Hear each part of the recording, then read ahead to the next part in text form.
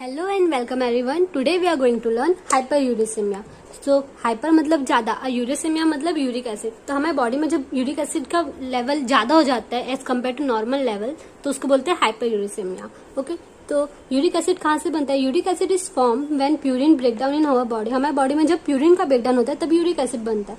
अब प्यूरिन कहाँ से आया? Purine are chemical found in certain food, जैसे कि रेड मीट देख सकते हैं, सी फूड, अल्कोहल उसमें होता है, beans, organ meat like liver, oat जो केमिकल है प्यूरिन, वो ये सब खाने में मिलता है। नॉर्मली क्या होता है, यूरिक एसिड हमारे बॉडी में यूरिनेट के टाइम बाहर निकल जाता है, ठीक है।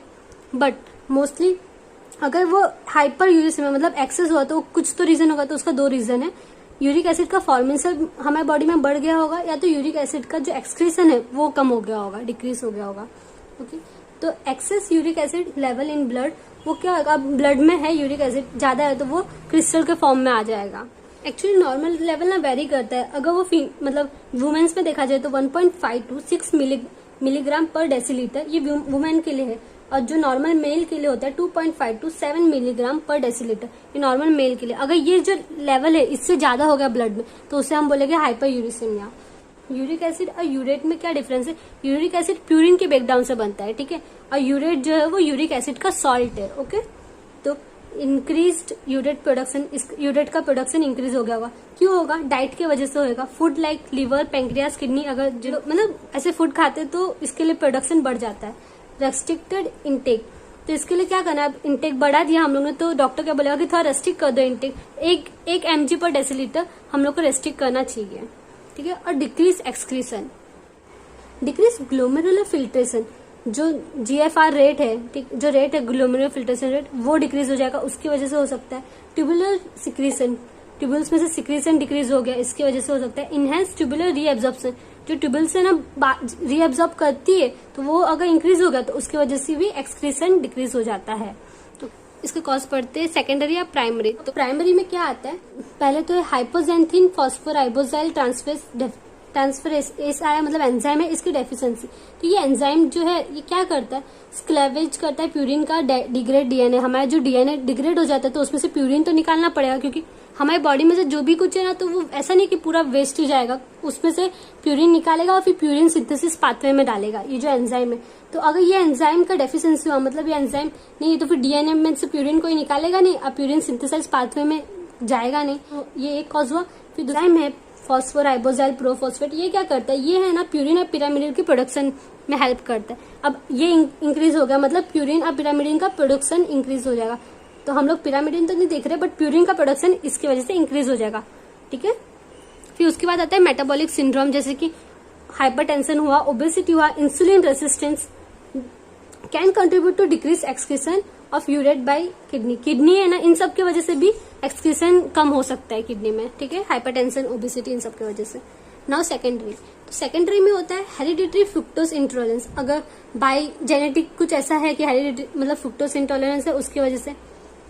फिर ये सबसे इंपॉर्टेंट है माइलोप्रोलिफेटिव डिसीज। माइलोप्रोलिफेटिव डिसीज में क्या होता है? ब्लड सेल का एबनॉर्मल ग्रोथ होने लग जाता है बोन मैरो में। लिम्फोप्रोलिफेटिव डिसीज, इसमें क्या होता है? जो हमारे WBC से लिम्फोसाइट है तो उनका एबनॉर्मल ग्रोथ होने लग जाता है, एबनॉर्मली ऑफ प्रोलिफेट होने लग जाते हैं, ओके, ये डिसीज में। ना हीमोलाइटिक एनीमिया, तो हीमोलाइटिक एनीमिया में क्या होता है? RBC का डिस्ट्रक्शन ज्यादा होता है एज कम्पेयर टू RBC का जो प्रोडक्शन है वो कम हो जाएगा इसमें, तो उसकी वजह से भी हाइपरयूरिसेमिया होएगा, क्योंकि RBC का प्रोडक्शन कम हो रहा है ना। फिर मेडिकेशन, जैसे कि डायरेटिक्स को वाटर पिल्स भी बोलते हैं। किन लोगों को सजेस्ट किया जाता है डायरेटिक्स? हाई BP के पेशेंट को सजेस्ट किया जाता है, और जिनको हार्ट फेलियर के चांसेस होते हैं उनको भी सजेस्ट करते हैं, वो एडिमा होता है उनको भी सजेस्ट करते हैं। फिर लो डोज सैलिसिलेट, तो सैलिसिलेट या मसल या तो फिर जॉइंट पेन है ना, इसके लिए हम लोग सजेस्ट करते हैं। निकोटिनिक एसिड मतलब vitamin B3 have been linked to causing poor excretion by kidney. अगर पेशेंट डायरेटिक्स, सैलिसिलेट, निकोटिनिक मतलब विटामिन B3 ले रहा है तो उसकी वजह से भी किडनी के आउटपुट पे इफेक्ट होगा, ठीक है। कॉम्प्लिकेशन में नेफ्रोलिस्थेसिस होगा, urate nephropathy, uric acid nephropathy.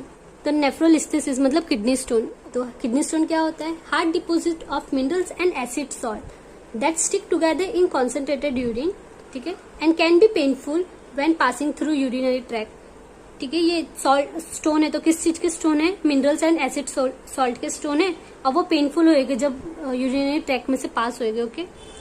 Pen area क्या है? इन द बैक और साइड ऑफ बॉडी। पेन का टाइप कैन बी सीवियर, एकदम शार्प पेन आएगा, और सडन इन एब्डोमेन। फिर पेन सर्कमस्टेंसेस, मतलब कब होएगा, कब पेन फील होएगा। कैन ऑकर ड्यूरिंग यूरिनेशन, जब यूरिनेशन करेगा पेशेंट जिनको किडनी स्टोन है तो उस टाइम पे वो बोलेगा कि हाँ इस टाइम पे पेन आ रहा है। गैस्ट्रोइंटेस्टिनल, मतलब नोजिया आएगा, वॉमिटिंग, ये फीलिंग आएगी पेशेंट को। नाउ नेफ्रोलिसिस के ट्रीटमेंट में क्या आएगा, कंसिस्ट ऑफ फ्लूइड्स, मतलब फ्लूइड इनटेक बढ़ाओ, एंड यूरिनरी रिटेंशन मेडिकेशन, जैसे कि अल्फा ब्लॉकर से वो देंगे डॉक्टर लोग। Urate nephropathy, a form of chronic tubulo intestinal nephritis.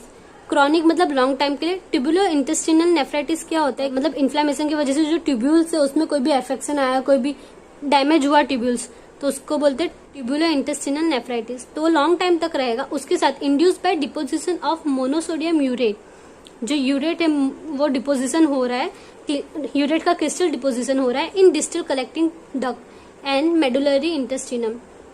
ठीक है, जो मेडुलरी इंटेस्टिनम आ कलेक्टिंग डक्ट्स है, इसमें मोनोसोडियम यूरेट का क्रिस्टल डिपोजिट हो रहा है, associate with secondary inflammatory reaction. ये था यूरेट नेफ्रोपैथी। अब यूरिक एसिड नेफ्रोपैथी, मैंने आपको पहले यूरेट और यूरिक एसिड में डिफरेंस बताया था। यूरेट सॉल्ट है यूरिक एसिड का, यूरिक एसिड है ना प्यूरिन के ब्रेकडाउन की वजह से बनता है। ठीक है, तो rapidly worsening kidney function that is caused by high level of uric acid in urine. Urine में यूरिक एसिड का लेवल ज्यादा हो जाएगा, ड्यू टू किसकी वजह से होएगा, deposition of uric acid crystal in kidney intestinal and tubules. ठीक है, इसमें थोड़ा सा ही फर्क है, इसमें कौन सा है, मोनोसोडियम यूरेट का क्रिस्टल डिपोजिट हो रहा है, leading to obstruction of collecting ducts, renal pelvis, ये सब में ऑब्स्ट्रक्शन आए। यूरिक एसिड नेफ्रोपैथी में बस थोड़ा सा डिफरेंस है कि इसमें यूरिक एसिड के क्रिस्टल डिपोजिट हो रहे हैं और इसमें हमारे मोनोसोडियम यूरेट के क्रिस्टल डिपोजिट हो रहे हैं। कहाँ पे हो रहे, डिस्टल कलेक्टिंग डक्ट्स में, मेडुलरी इंटेस्टिनम में, और उसकी वजह से सेकेंडरी इन्फ्लेमेटरी रिएक्शन देखने को मिल रहा है। और इसमें कहाँ पे हो रहे हैं, किडनी के इंटेस्टिनल्स में हो रहे हैं, और इसकी वजह से कलेक्टिंग डक्ट ऑब्स्ट्रक्ट हो रहा है, वो हैम्पर हो रहा है, और रीनल पेल्विस में भी ऑब्स्ट्रक्शन आ रहा है। आई होप आपको ये वीडियो अच्छा लगा तो लाइक करना, अपने फ्रेंड्स लोग के साथ शेयर भी करना, और चैनल को सब्सक्राइब करना। फिर मिलते हैं नेक्स्ट वीडियो में, तब तक के लिए bye bye, take care, and हाँ थैंक यू सो मच इतने पेशेंटली सुनने के लिए।